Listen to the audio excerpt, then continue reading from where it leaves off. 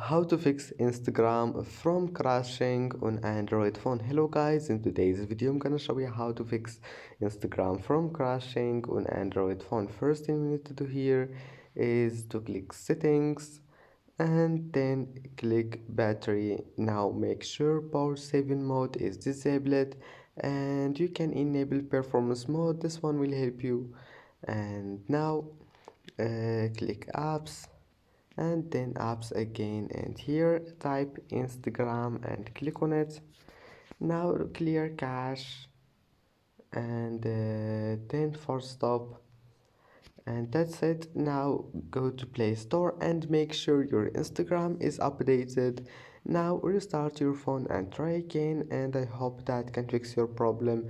And that's it for today's video. Don't forget to like and subscribe, and see you in the next video.